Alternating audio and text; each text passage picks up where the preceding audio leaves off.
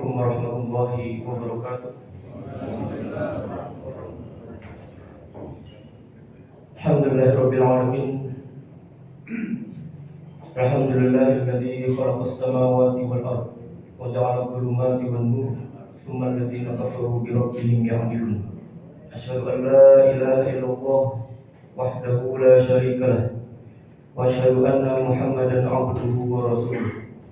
Allahumma shalli wa sallim wa barik wa an'im 'ala nabiyyina Muhammad wa 'ala alihi wa ashabihi wa man tabi'ahum bi ihsanin ila yaumiddin.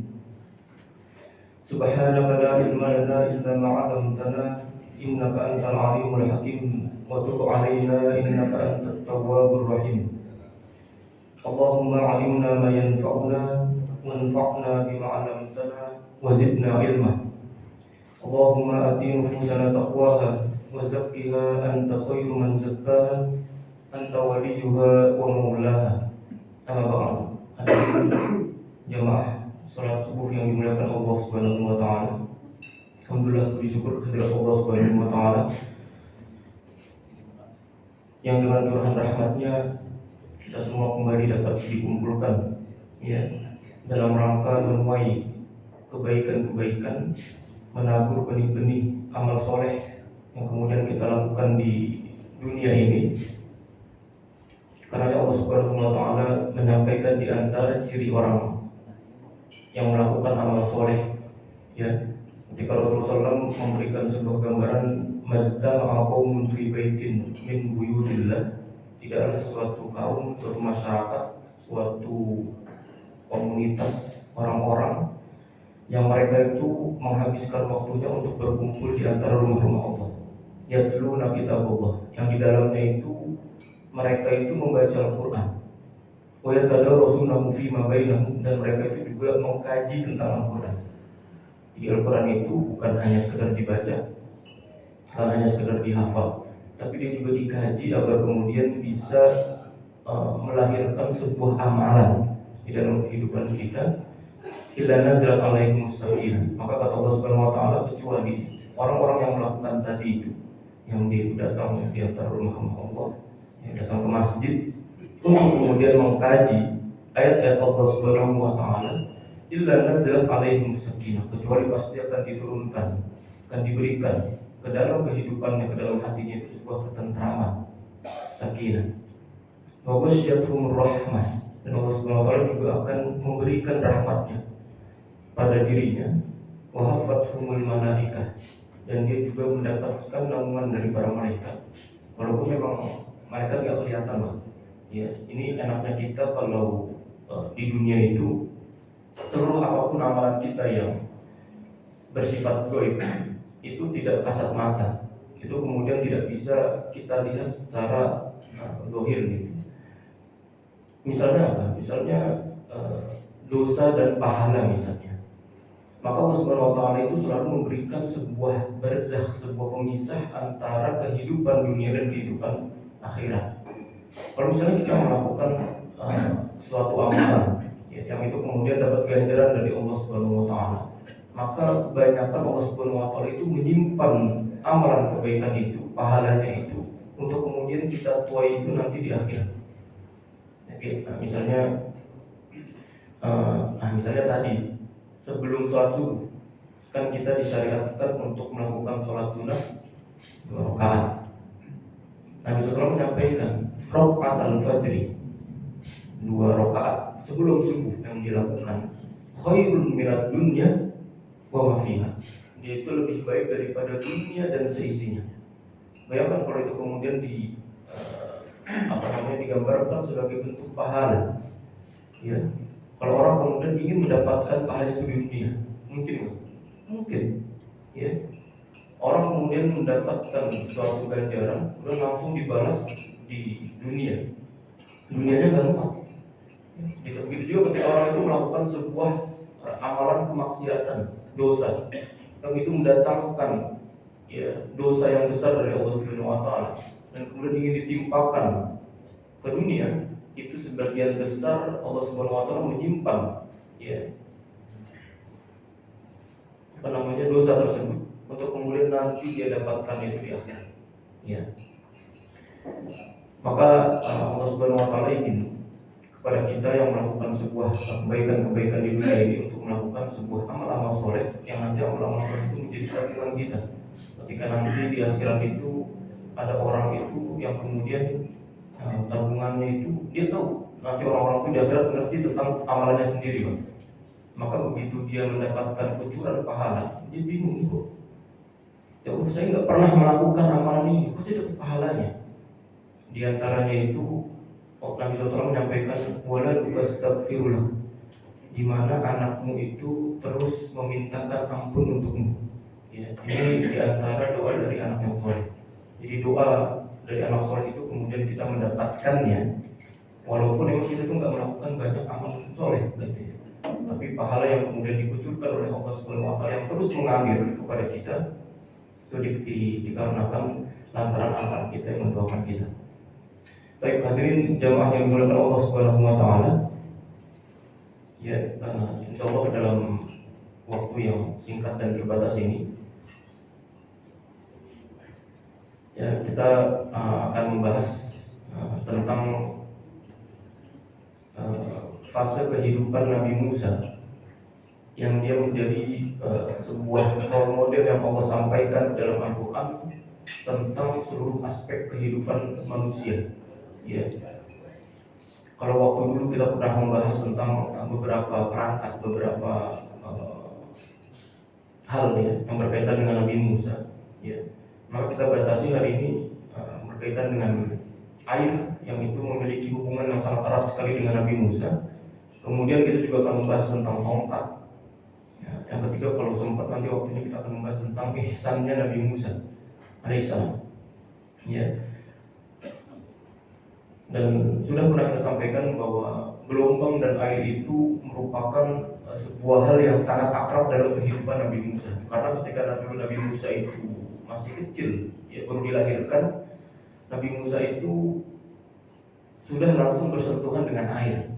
Karena langsung diletakkan oleh ibunya itu di Sungai Nil, ya, untuk kemudian terus berjalan sampai faltaqatahu al Fir'aun, ya, liyakuna lahum aduwan wa hazana. Nah, kemudian ditemukan oleh ya permaisuri-permaisurinya Firaun untuk kemudian dibawa kepada istana. Ini luar biasa bagaimana Allah Subhanahu wa taala itu kadang memberikan sebuah bantuan atau pertolongannya itu justru mendekati hal-hal yang kita takutkan, Pak. Kan ibunya Nabi Musa itu takut. Ya, ada sebuah peraturan dari Firaun, siapapun orang, perempuan maksudnya, yang melahirkan anak laki-laki bunuh semua. Ya, lah ini ibunya Nabi Musa punya anak laki-laki, justru dialirkan sama Allah untuk masuk ke sarang singa, untuk kemudian dibunuh. Tapi ternyata enggak. Allah Subhanahu wa taala yang Maha Qadir, innallaha ala kulli syai'in qadir, ternyata justru memiliki rencana yang jauh lebih baik daripada apa yang kita rencanakan. Ya.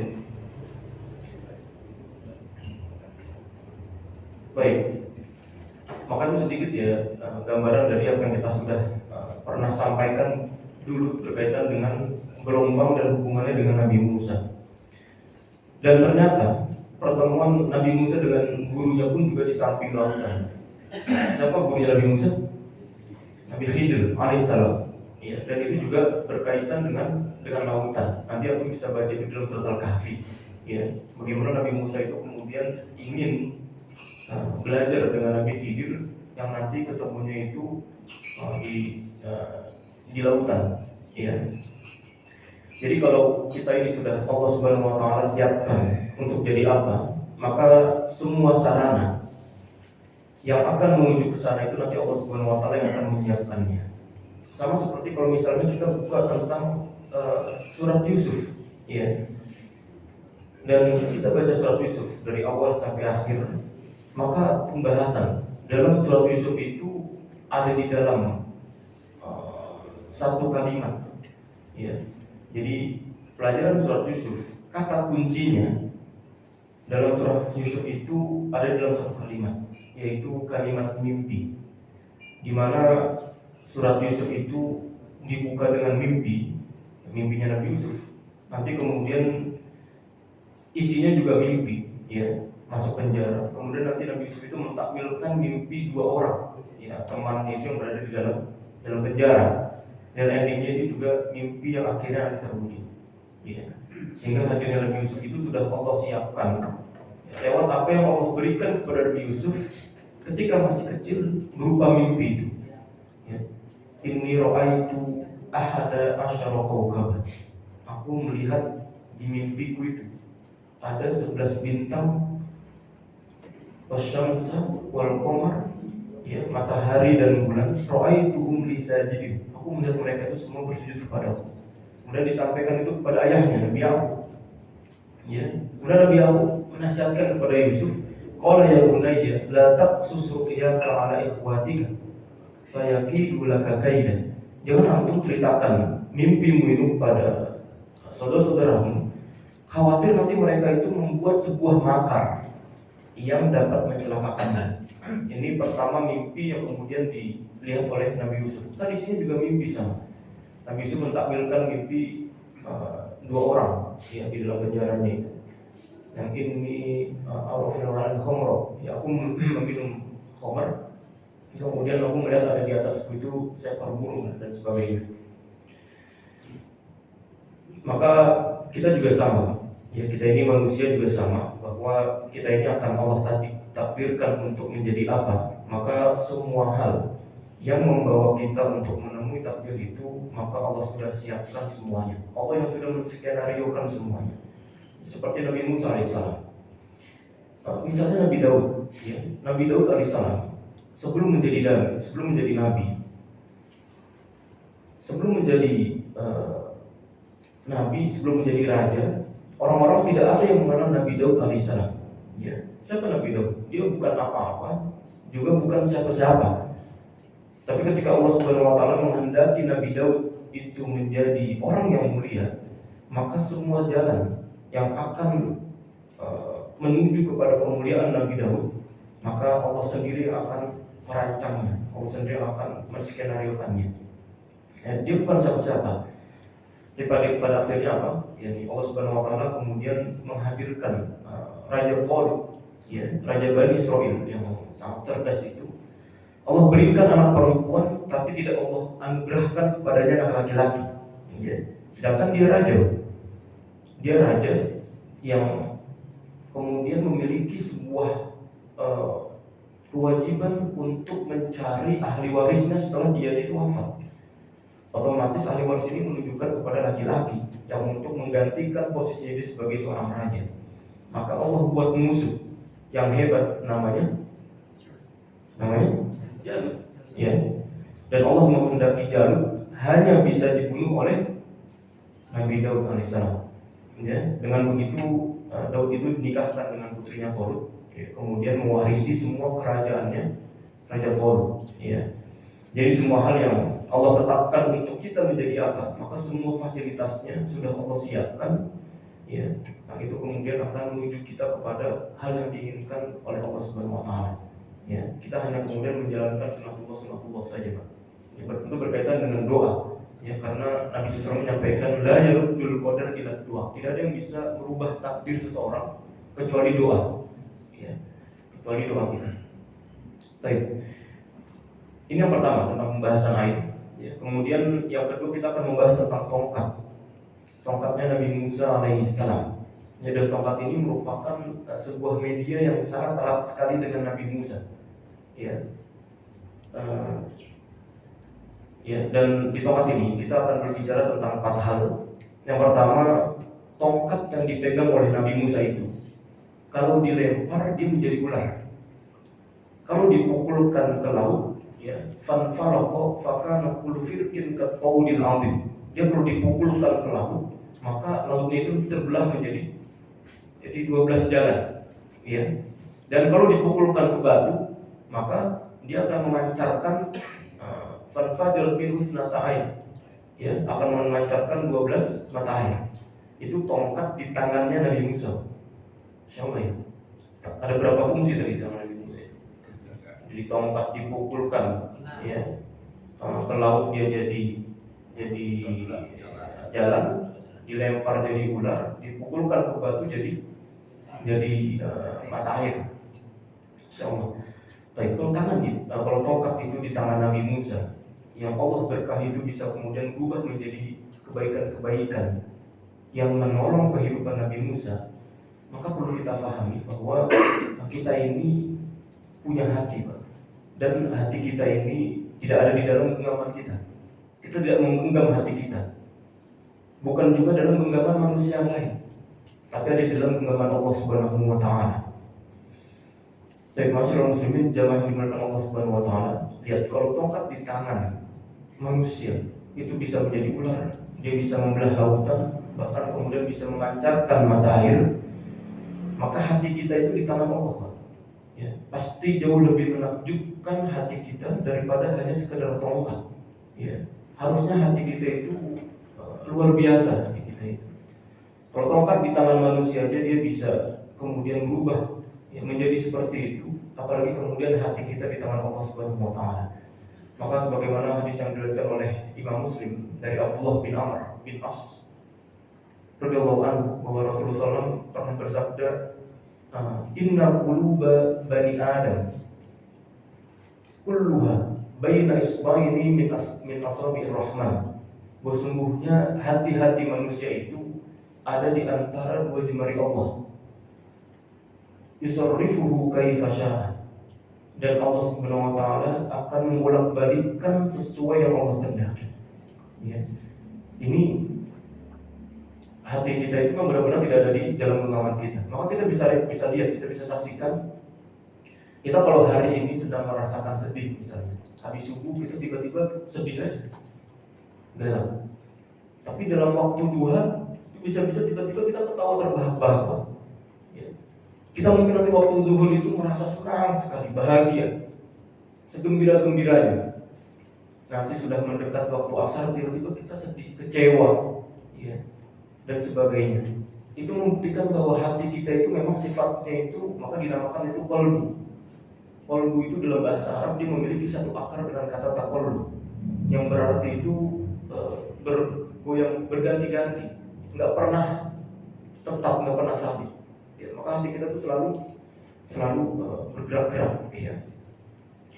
Ya, karenanya hati kita berada di tangan Allah Subhanahu wa taala, maka seharusnya lebih mudah untuk ingat Allah daripada ingat dunia. Ya, karena lebih dekat kepada Allah hati kita daripada dunia. Allah Subhanahu wa taala yang memegang hati kita. Harusnya kita lebih mudah ya untuk bertawakal kepada Allah Subhanahu wa taala daripada bertawakal terhadap kekuatan dan kemampuan kita yang terbatas. Ya. Harusnya kita juga lebih mudah untuk meminta tolong kepada Allah Subhanahu wa taala daripada kita meminta tolong kepada selain Allah Subhanahu wa taala. Itulah rahasia kenapa Allah Subhanahu wa taala kemudian menyampaikan ala bi dzikrillah tatma'innul qulub. Ya, hanya dengan mengingat Allah Subhanahu wa taala maka hati kita itu menjadi tenang. Karena kenapa? Karena hati kita itu ada di dalam genggaman Allah Subhanahu wa taala. Semakin dekat dengan Allah Subhanahu wa taala. Ya. Ini pelajaran pertama dari tongkatnya Nabi Musa untuk kita semua. Maka sekarang perbanyak doa. Serahkan hati kita itu kepada Allah Subhanahu wa taala. Ya. Seperti Nabi juga menyerahkan hatinya itu kepada Allah Subhanahu wa taala. Nabi kalau babnya itu tentang hati, Nabi itu nggak pernah kemudian merasa sok tahu, merasa yakin dengan apa yang diyakini. Kalau babnya tentang masalah hati, maka Nabi SAW itu menyerahkan semuanya itu kepada Allah Subhanahu wa taala. Ya. Sampai Rasulullah SAW itu kan berdoa. Ini konteksnya ketika Rasulullah SAW itu memiliki banyak istri. Ya, jadi memang doa ini sebenarnya ya lebih kuat ruhnya itu kalau kemudian kita praktekkan itu kita punya banyak istri gitu ya. Kalau istrinya cuma satu memang agak kurang masuk gitu ya. Nah, apa yang Nabi SAW mendoakan dan Nabi SAW itu menyampaikan, Allahumma inna hadza qasami fima amlik fala talumni fima tamlik wala amlik. Ya Allah, nah, ini tentang bab adil Nabi SAW itu kepada istri-istrinya. Ya, Nabi SAW itu berdoa, ya Allah, inna hadza qasami fima amlik. ini adalah pembagianku yang bisa aku bagi, yang mabit, jadi bermalam kepada istri-istrinya, kemudian nafkah, ya, dan sebagainya. Ini adalah pembagianku dengan adil dari apa yang aku miliki. Ya. Malam Nabi SAW itu punya, maka kemudian Nabi SAW itu dia bagi dengan adil. Harta pun Nabi SAW itu punya, maka dibagi oleh Rasulullah SAW itu dengan adil. Fala tarumni fima tamlik wal amlik, dan janganlah engkau mencaciku, ya, atau menghadapku, memarahiku untuk masalah kecondongan hati, karena hati ini milikmu, bukan milikku. Serahkan semua sama Allah. Jadi bab hati kemudian Nabi SAW itu lebih condong kepada istri yang mana, itu kemudian Nabi SAW itu serahkan semua itu kepada Allah Subhanahu Wa Taala. Karena hati itu tetap babnya itu kepada Allah Subhanahu Wa Taala. Manusia pun tidak ada yang kemudian mampu untuk menggenggam hatinya. Ya. Coba tuh kalau sekarang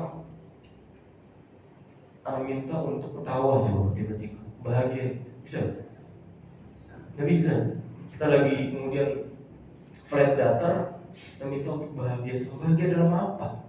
Begitu dia diminta untuk sedih gitu. Sedih untuk apa? Hati kita sedang gembira, sedang berbunga-bunga, kemudian diminta untuk sedih dan menangis, nggak bisa. Ya. Maka serahkan ya, tentang masalah ini kepada Allah Subhanahu Wa Taala.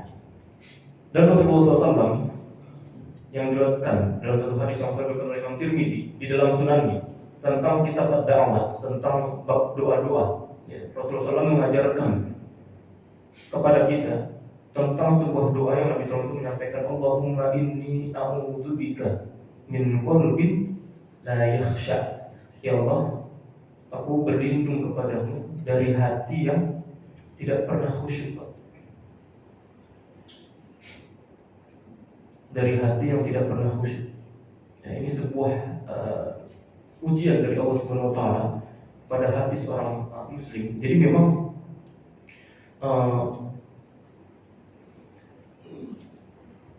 kita harus sebenarnya itu melihatnya, membedah dari perkataan Rasulullah SAW. Misalnya tentang apa sih yang menjadikan Umar bin Khattab itu sampai kemudian dicakuti oleh setan.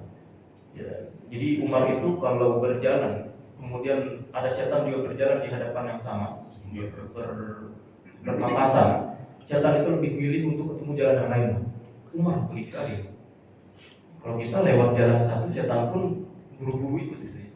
Kalau setan ketemu Umar, dia buru-buru untuk mencari jalan yang lain. Ya, apa kemudian yang menjadikan setan itu takut sama Umar sampai seperti itu? Ya. Sekarang mari kita lihat ya, dari Umar bin Khattab radhiyallahu anhu. Umar bin Khattab itu memiliki keistimewaan. Keistimewaan beliau yang pertama itu tentang ilmunya. Ilmu Umar bin Khattab. Beliau adalah orang yang dinobatkan oleh Rasulullah SAW sebagai orang yang paling berilmu tentang sunnah. Ya. Makanya pernah suatu waktu Rasulullah SAW itu berkata kepada para sahabat, tadi malam saya itu bermimpi, di mana aku di dalam mimpiku itu melihat, ya, di dalam mimpi aku bermimpi itu di antara jari jemariku itu mengeluarkan susu, dan yang paling banyak menampung susu, air susu yang kemudian keluar dari jemariku itu adalah Umar bin Khattab. Ya. Kemudian para sahabat itu bertanya, apa takwilnya itu Rasul? Apa maksud dari mimpi tersebut? Ya, takwilnya adalah bahwa itu adalah ilmu kata Rasulullah SAW. Ya, berarti orang yang paling banyak menampung sunnah yang diajarkan oleh Rasulullah SAW adalah Umar bin Khattab radhiyallahu anhu. Karena tidak mengherankan, banyak nanti kalau kita baca tentang ayat-ayat dalam Al-Quran, ya, itu hanya untuk menjawab pertanyaannya seorang Umar bin Khattab radhiyallahu anhu. Ya, itu yang pertama. Yang kedua yang kita dapatkan dari seorang Umar bin Khattab itu adalah tingkat bagaimana beliau itu menjaga hatinya. Ini dia. Ini kalau ngomong hati panjang ini ya. Bagaimana Umar kemudian yang kedua itu kekuatan beliau untuk menjaga hatinya. Gimana ini sebenarnya ada salah satu rumpun ilmu di dalam kitab Tazkiyatun Nafs. Jadi mungkin dia Hidayah jarang ya membahas tentang kitab Tazkiyatun Nafs. Di dalam satu rumpun ilmu ini, ya, itu ada satu bab yang ini erat berkaitan dengan jiwa, tapi justru banyak dilupakan oleh banyak orang. Apa itu? yaitu sebuah rumpun ilmu, sebuah bab yang bernama istihdharul qalbi. Itu tentang bagaimana kita menghadirkan hati. Tentang bagaimana menghadirkan hati, ya. Saya kasih gambaran seperti ini. Kita ini selalu hari ini, kalau kemudian kita itu berbicara tentang sunnah atau berbicara tentang Islam misalnya, itu selalu bermasalah tentang masalah fikih, ya? Tentang masalah pahala, masalah dosa. Tapi kita seringkali lalai untuk kemudian membahas tentang masalah istihdharul qalbi ini, untuk tentang bagaimana kita menghadirkan hati dalam setiap amalan yang kita lakukan, ya. Dan ternyata kita menjumpai seorang Umar bin Khattab radhiyallahu anhu, itu masya Allah, beliau itu selalu menghadirkan hatinya dimanapun dan kapanpun dia sedang berada. Umar bin Khattab, makanya beliau pernah melihat ada keledai, ya, yang dihadirkan itu hatinya. Sampai kemudian dia itu berkata, sungguhnya saya ini takut sama Allah. Ya, kalau kemudian ada keledai yang terpleset di pinggir sungai Efrat di Irak itu, lalu saya ditanya sama Allah Subhanahu Wa Taala. Padahal saat itu baru melihat keledai, ya, karena saking hatinya itu selalu menghadirkan Allah Subhanahu Wa Taala di setiap waktunya. Itu baru keledai yang terpleset di pinggir sungai Efrat. Belum yang kemudian keledai yang terjeblos oleh jalan yang berlubang misalnya, ya, dan masih banyak lagi. Bagaimana kemudian Umar bin Khattab itu selalu menghadirkan hatinya dalam setiap waktunya.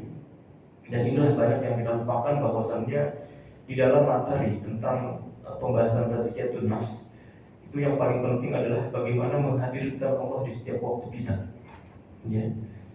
Hidup berkesadaran, ya, setiap saatnya, ini merupakan salah satu perkara yang penting, ya. Karena kalau kita selalu menghadirkan Allah di dalam setiap apapun, ya, kita mau tidur, ketika kita mau bangun, ya, sebenarnya itulah yang dilakukan oleh Umar bin Khattab radhiyallahu anhu. Karena terkadang kita pun, ya, sebagai ustadz pun kadang juga suka lalai, Pak. Ya, kadang-kadang kita sudah, ya, ngomong misalnya pagi tentang apa, kita juga lupa yang harus kita hadirkan di dalam hati kita. Ya, semuanya, nggak mesti ustadz, nggak ustadz, sama semuanya. Terkadang kita itu suka lalai dalam bab ini, menghadirkan hati dalam setiap waktu dan dalam setiap kesempatan kita. Padahal inilah inti yang dimiliki oleh Umar, ya, selain dia paham tentang sunnah, yang kemudian kekuatan untuk kemudian menjaga Allah Subhanahu Wa Taala dalam hatinya, yang kemudian menjadikan Umar itu ditakuti oleh syaitan ketika syaitan itu berpapasan dengan Umar. Makanya masya Allah, ya, kita ini kalau paham, ya, tentang doa. Kenapa ya doa di dalam Islam itu banyak, Pak? Betul? Ini dipraktekkan sama orang-orang selain Islam? Enggak, jarang. Kita subhanallah, dari bangun tidur nih, antum tidur dan memelekkan mata, ada doanya? Ada doanya. Sampai kita mau tidur lagi itu ada doanya, ya. Sampai kita mau tidur lagi itu ada doanya. Kita mau kamar mandi, ada doanya. Keluar kamar mandi, ada doanya. Kita mendatangi istri, ada doanya, ya, semuanya ada doanya semua. Ternyata saya itu memahami, ya, satu pelajaran penting bahwa membaca doa itu bukan hanya semata-mata sunnah, bukan hanya semata-mata kita mengikuti Rasulullah SAW, bukan hanya membaca doa itu kita mengharapkan pahala dari Allah Subhanahu Wa Taala, tapi membaca doa, ya, itu membaca doa di setiap perkara kita itu ternyata untuk menjaga kesadaran hati kita bahwasannya semua ini bermuaranya itu kepada Allah Subhanahu Wa Taala, ya.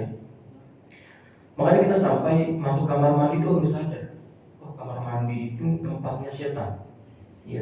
Dan setan itu ada dua, setan laki-laki dan setan perempuan, ya. Kalau kita masuk kamar mandi dan baca doa, apa doanya? Allahumma inni a'udzubika minal khubuthi wal, ya, aku berlindung kepadamu ya Allah dari khubus dan khaba'ith, ya, setan laki-laki dan setan. Ini harus dibaca, Pak. Jangan asal masuk kamar mandi itu nyelonong aja, ya. Dan keluar kamar mandi pun juga ada doanya. Doanya kita baca ghufranak. Ya, kenapa kita kalau keluar kamar mandi kok baca ghufranak, ya? Saya ini tertarik dulu waktu belajar di Al-Azhar itu. Kenapa? Tapi nggak ketemu jawabannya itu di sana. Oh, bukan, waktu di pesantren, ya. Nah, kenapa ya? Dulu kan ya kita juga tidak ngerti tentang gini-ginian tuh ya. Masuk kamar mandi ya masuk aja gitu, keluar ya keluar aja. Tapi kemudian begitu tahu ada doa-doanya, ya kok kenapa kita kalau keluar kamar mandi kok disunahkan untuk baca doa ghufranak gitu? Ya, saya tertarik dulu, kenapa kok baca, walaupun memang nggak ketemu jawabannya, Pak. Ya, kenapa kita setiap keluar kamar mandi kok selalu baca ghufranak, ampunilah kami ya Allah. Saya tuh mikir ya, memang kita ngapain di kamar mandi sampai kemudian kita itu minta ampun sama Allah? Apa kita berbuat dosa di kamar mandi? Bermaksiat, ya, sampai kemudian kita itu minta ampun kepada Allah Subhanahu Wa Taala. Dan ternyata jawabannya ada di dalam perkataan Syekh bin Baz kalau nggak salah, yang berkata karena kalau kamu di kamar mandi, kemudian kamu kencing, ya, buang air kecil, atau kamu BAB, ya, buang air besar, itu kamu lupa bahwa kencingmu, bahwa kotoranmu itu tidak akan mungkin keluar dari badanmu kecuali karena pertolongan dari Allah Subhanahu Wa Taala. Anda pernah melihat orang yang penyakit yang kencingnya itu nggak bisa keluar? Ya, karena ada batu ya, kencing batu itu ya, yang dia susah untuk kemudian keluar. Ya, itu bagaimana kemudian Allah Subhanahu Wa Taala kalau tidak bukan karena pertolongan Allah, maka kencing kita, air seni kita, kotoran kita itu tidak keluar di kamar mandi. Dan kita lupa bahwa semuanya itu merupakan pertolongan Allah, ya, untuk kita, untuk kemudian bisa menyelesaikan hajat kita di kamar mandi, ya. Makanya ketika keluar kita berdoa, ya Allah ampuni, karena tadi saya lupa bahwasannya kencing dan kotoran saya itu keluar karena ya Allah. Ya. Bahkan sampai sedetail itu, kita kan nggak sadar masuk kamar mandi tadi saya bilang, karena sudah terbiasa biasa aja gitu ya. Makanya salah satu tugasnya Nabi SAW itu mengontrol dan membina jiwa kita. Ketika Rasulullah menyampaikan huwallazi ba'atsa fil ummiyina rasulan minhum yatlu alaihim ayatihi wa yuzakkihim. Ya, Allah itu membersihkan jiwa kita. Ya, makanya masalah kita tidak akan mungkin jauh dari setan. Ya, kalau kita tidak pernah mempelajari apa sih yang menjadikan seorang Umar bin Khattab itu istimewa. Ya. Para ulama kemudian menjawab ada dua keistimewaan Umar bin Khattab ini sedikit tentang pembahasan Umar. Satu orang yang paling paham tentang sunnah, ya, karena orang yang kedua yang selalu merasakan Allah di dalam setiap hal yang kita perbuat. Karena kalau kemudian kita tidak bisa menghadirkan hati kita dalam setiap amalan perbuatan kita, maka susah.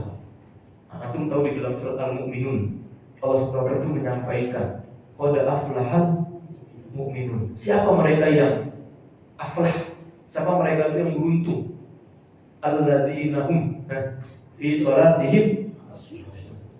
Cirinya itu adalah orang yang mereka itu ketika melakukan sholat, mereka itu melaksanakan, mengerjakan itu dengan khusyuk.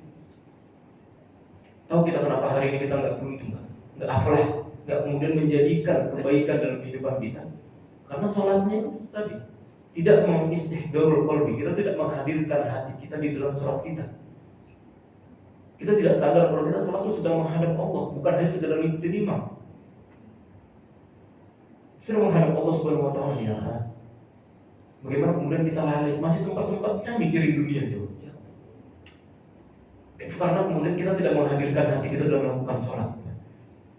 Ketika hati kita tidak hadir, kita mikirnya macam-macam. Ya. Tugas setan itu, dia bukan hanya cuma ada di kamar mandi, di rumah, bukan, Pak. Kita mau sholat pun ada setannya. Kita mungkin kalau sebelum sholat kita bisa meniatkan, bismillah saya mau sholat subuh, insya Allah ada hidayah. Ya. Walaupun bacanya panjang, bismillah insyaallah, ya. Begitu Allahu Akbar, nah, ini setan udah mulai masuk nih. Ya kan, kunci rumah taruh di mana tadi? Kunci ketinggalan atau enggak? Raba-raba. Itu udah mulai masuk, Pak. Ketika kita tidak menghadirkan hati kita itu, setan itu masuk ke situ. Mikirkan macam-macam, yang mikirin hutang lah, mikirin macam-macam. Semua itu kemudian dihadirkan di dalam sholat. Jangan sangka kemudian kita tuh sholat karena kita menghadap Allah, baca Al-Quran, zikir dan sebagainya, kemudian kita nggak diganggu sama setan. Nah, setan itu justru masuk dalam ruang-ruang kita itu lalai seperti itu. Ya, maksudnya saya pernah menyampaikan cerita tentang bagaimana seorang dulu di zaman dulu itu, ya, ada seorang itu yang suka berazan. Dulu kalau azan itu kan nggak kayak gini, ya, enak pakai mic, ada tuanya, kemudian suara itu bisa terdengar di seluruh yang dekat dengan pusat suara. Dulu kalau azan itu kan harus naik ke atas bangunan tinggi. Bilal itu dulu kayak gitu. Dia kalau mau azan itu harus nyari tempat yang tertinggi dulu. Untuk kemudian suara itu makanya harus lantang. Jadi nggak bisa suaranya yang ya, serak-serak gitu. Azan itu lantang, kemudian bisa didengar oleh orang banyak. Dulu zaman dulu itu ada orang yang kemudian suka azan. Kalau naik ke tempat tinggi itu otomatis ngelihat semuanya dari bawah. Ya. Ternyata muadzin ini melihat ada perempuan Nasrani yang sangat cantik sekali, yang kemudian membuat dia ini terpincut lah, membuat dia ini sangat suka karena dia dari jauh nih, kok ada perempuan cantik ya, pernah lihat sebelumnya, membuat hatinya itu begitu turun. Kemudian dia bilang, ya ceritanya, saya suka sama antum gitu ya. Gimana? Nggak bisa, antum laki-laki, kamu itu seorang muslim, saya Nasrani, nggak mungkin nggak bakal ketemu. Jadi memang zaman dulu itu pernikahan beda agama pun nggak ada. Kalau misalnya ada ya langsung aja nikah gitu ya. Masalah nanti belakangan. Pernikahan beda agama udah sekarang. Zaman dulu pun mereka ngerti bahwa agama saya, keyakinan saya nggak akan pernah mungkin lurus sama dengan keyakinanmu. Pilihannya cuma satu, antum masuk ke saya atau anak masuk ke antum. Keyakinannya, ya. Maka kata perempuan itu, kalau antum mau, ya antum masuk agama saya. Maka nggak berpikir panjang. Ya, cinta itu kadang memang suka membutakan ya. Suka melupakan seluruh apapun, bahkan dia bisa mengorbankan imannya itu hanya atas nama cinta. Ya, kenapa kita membahas tentang cinta nih Pak? Ya, tapi kalau antum udah susah ya gitu ya. Rata-rata kalau anak muda itu pasti pembahasan tentang cinta, nggak jauh-jauh tentang cinta gitu. Karena justru cinta ini malah yang justru menjadikan dia itu mengorbankan imannya, yang kemudian begitu dia mengikrarkan dia ingin masuk Nasrani, ya, kemudian nggak ada yang tahu, ya, dia baru bilang iya kalau begitu nanti akan masuk Nasrani. Kemudian pulang azan lagi, dia naik ke tempat tinggi, kemudian jatuh, ya, jatuh kemudian mati. Bayangkan, dia belum kemudian mendapatkan nikmatnya, ya, menikah dengan perempuan itu, kemudian dia juga sudah keluar dari Islam. Ya, betapa ruginya orang ini. Ya. Kemudian dia tidak bisa mendapatkan apa yang diinginkan. Maka ketika kita itu ingin melakukan sebuah amalan, maka coba berusaha untuk kemudian menghadirkan hati kita di dalam setiap amalan kita lakukan. Apapun nih, nggak mesti sholat. Kita mau membantu orang pun juga sama. Kita bersedekah pun sama. Apapun yang jadi amal kebaikan, ya, itu kita hadirkan hati. Bagaimana kemudian hati kita itu benar-benar hidup. Ketika hati kita ini mati, ya, maka Allah SWT menyampaikan fi qulubihim marad. Bagaimana hati itu yang ada di dalam genggaman Allah, tapi bisa sampai mati, ya, bisa sakit. Ini kan kebangetan kita, Pak. Ya. Orang hati kita ada di dalam genggaman Allah, kok bisa sampai sakit, apalagi mati. Kebangetan kita ini pasti, yang kebangetan mesti kita banyak melakukan hal-hal yang bersifat dosa dan maksiat. Ya, maka Nabi SAW menyampaikan di dalam satu hadis yang sahih, Nabi SAW menyampaikan bahwa dosa yang kita lakukan itu kemudian akan memercikkan satu noda hitam di dalam hati kita. Ya. Fa'ayu qalbin yusribaha. Jadi setiap hati atau setiap orang yang kemudian melakukan suatu dosa dan maksiat itu diberikan titik hitam di dalam hati kita. Satu dosa.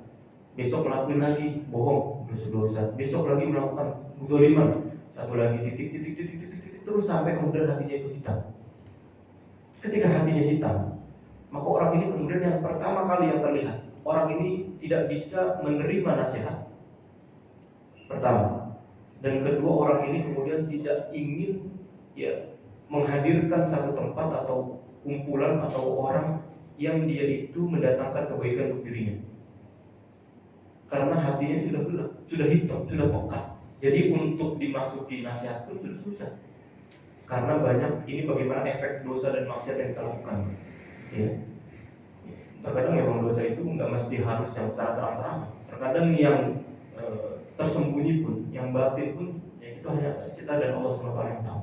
Ya maka ya ini tentang pembahasan hati kita, ya bahwa hati kita ini terlalu lemah untuk kemudian kita urusi. Bahkan Rasulullah SAW dulu ketika ditawari dunia oleh orang-orang kafir, ini ketika Nabi SAW itu dulu berusaha untuk memberikan dakwahnya kepada orang-orang kafir, Nabi SAW itu diberikan pilihan oleh orang-orang kafir. Dia berkata, in kunta innama turidu bima ji'ta bihi min hadzal amr malan jama'na laka min amwalina hatta takuna aktsaruna malan.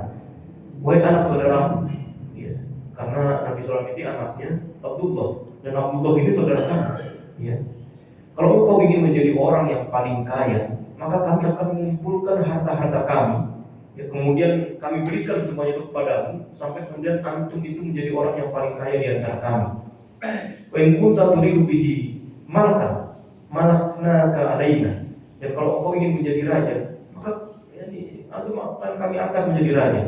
Wa in kana hadzal ladzi ya'tika ri'yan tarahu la tastati' raddahu an nafsika talabna laka tub wa badalna fihi amwalina hatta nabra'aka minhu fa innahu rubbama qala tabi ar-rajul hatta yudawi minhu.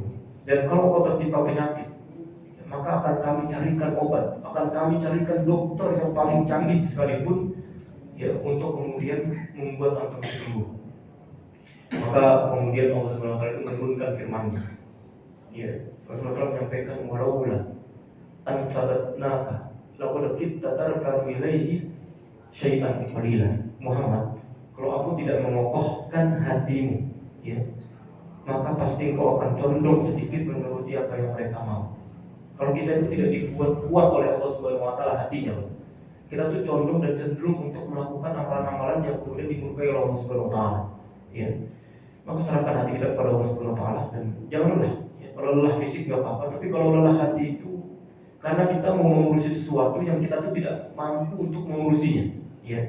Jadi biar Allah yang mengurusi hati kita, sehingga dalam kehidupan kita kemudian kita bisa memberikan sebuah totalitas dalam melakukan amal ibadah.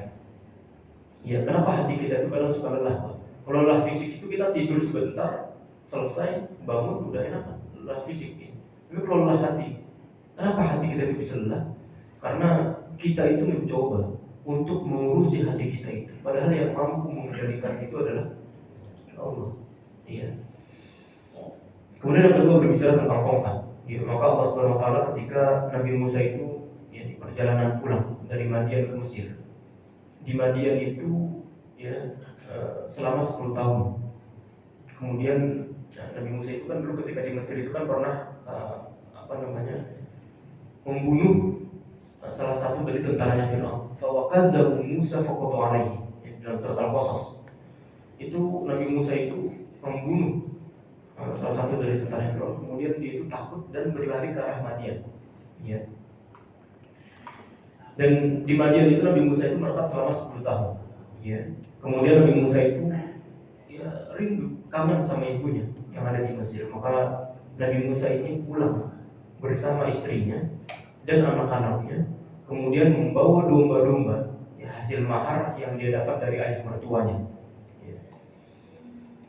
Karena Nabi Musa ini kan menikahi putri orang yang soleh yang ada di kota Madian. Ya, sebagian ahli ilmu menyebut bahwa ini adalah Syuaib, seorang nabi, atau Syuaib dia nama dari orang soleh yang hidup di zaman Nabi Musa, atau Syuaib salah satu dari anaknya Nabi Syuaib. Jadi namanya juga Syuaib. Jadi ada banyak pendapat. Ya. Dan sebagian yang lain nanti kita bisa bahas di dalam surat Al-Qasas. Ya. Dan sebagian yang lain menyebutkan dia adalah orang yang soleh. Tapi yang jelas dia adalah orang yang baik. Mertuanya Nabi Musa ini adalah orang yang baik. Ketika Nabi Musa menikahi salah seorang putri, orang soleh yang ada di Madian ini, kan ayah mertuanya itu bilang, "Ala anta juroni sama hijaj." Ya. Maharnya itu kamu kerja selama 8 tahun. Ya. Antum bisa bayangkan kerja 8 tahun itu berapa nominalnya? Kerja 8 tahun, ya. Kalau hari ini contohnya kita kerja, ya, misalnya sehari dapat 100 gitu ya.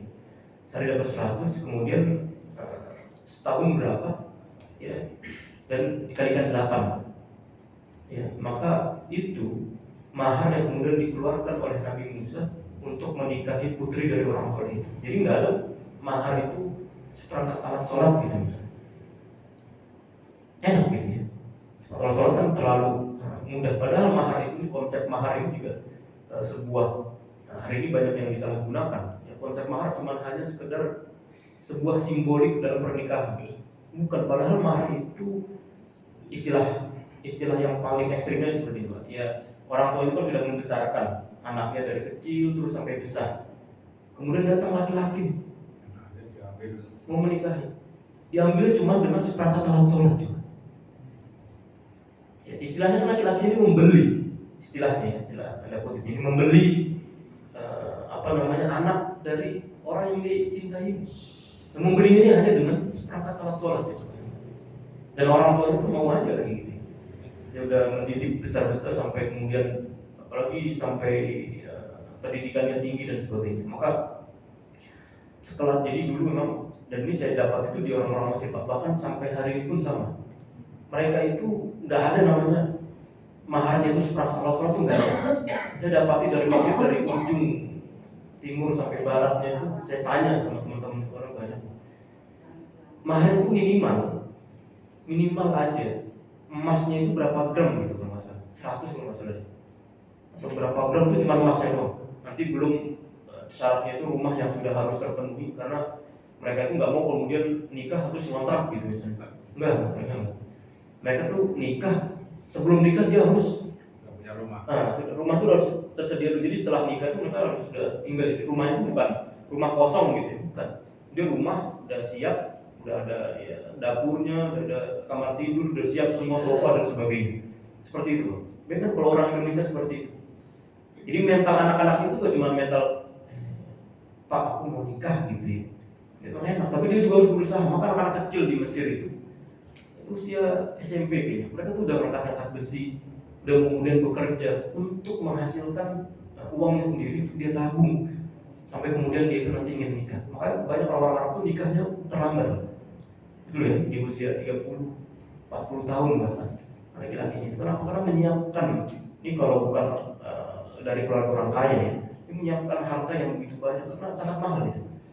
Kalau di sampai ratusan juta lah, itu minimal kasta keluarga biasa. Dulu kemarin teman saya itu nikah, sahabat terdekat saya orang Mesir itu diundang pernikahannya itu habis sampai 1 miliar lebih loh kalau dirupiahin ya. Saya nanya berapa pound sterling Mesir, terus saya rupiahin 1 miliar. Cuma untuk ya pesta walimah itu ya, kemudian dan sebagainya.